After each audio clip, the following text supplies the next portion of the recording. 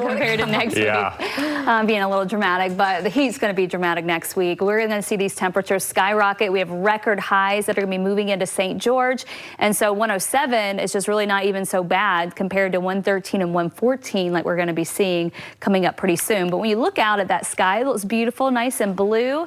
High pressure ridge is back to the west, is right over the west coast right now, and so that is where the heat is right where that ridge of high pressure is, and so we're seeing those temperatures really starting to go up across western parts of the country, and gradually this is just going to continue to migrate east, and so by early next week, midweek, it starts to move over Utah, and that's when we're going to see our temperatures, especially in northern Utah, really do that dramatic climb. But right now it's back to the west, and so places like Death Valley, you can see much of California, Nevada, and into Arizona, all under these heat watches and warnings. And in fact, Death Valley could be looking at highs are close to 130 degrees for the second half of this weekend. So this is an extreme heat event, and you can see that some of those heat warnings, or heat watches I should say, because this is going to start on Sunday for us in southern Utah, but those do arrive for southern Utah starting the second half of the weekend, and then we'll just continue to have day after day of extreme heat.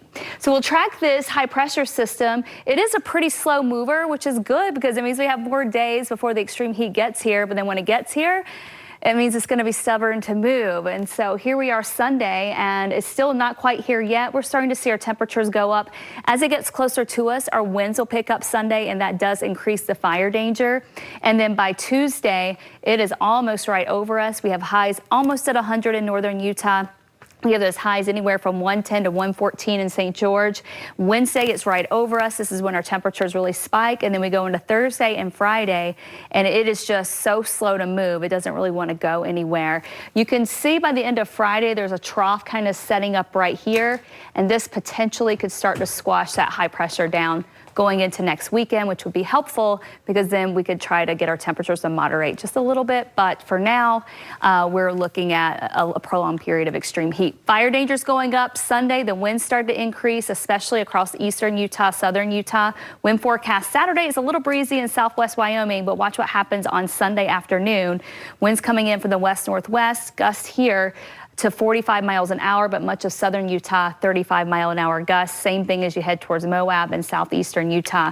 So we are going to see windy conditions and also the high fire danger with our humidities getting down into the single digits. Salt Lake Valley could see some breezy conditions by Sunday as well. Right now, a lot of us still in the 80s. The airport is really the only area that's at 90 degrees for the Salt Lake Valley. We'll see a lot more 90s tomorrow. We start in the mid-60s and then eventually get into the upper 80s to around 90 degrees tomorrow.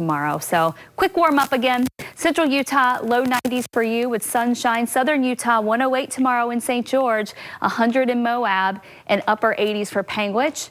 In St. George, temperatures just go up and stay up. Temperatures, again, going for record highs on Sunday and also into next week, 112 to 113 for midweek. Northern Utah, we have highs in the 90s, even in the Cache Valley area. And then Park City going for highs in the 80s. So enjoy those early mornings in the low 60s because it does get quite hot fast. 90 Sunday, 93 Monday, and then Tuesday it really starts 99 to 103 Thursday, Friday, and potentially beyond. So yeah, I'm glad we don't see beyond. I'm very happy not to look at beyond right now. 100s right now. All right, thanks, Kristen. Thanks. All right, Sam, on a day like today, hockey sure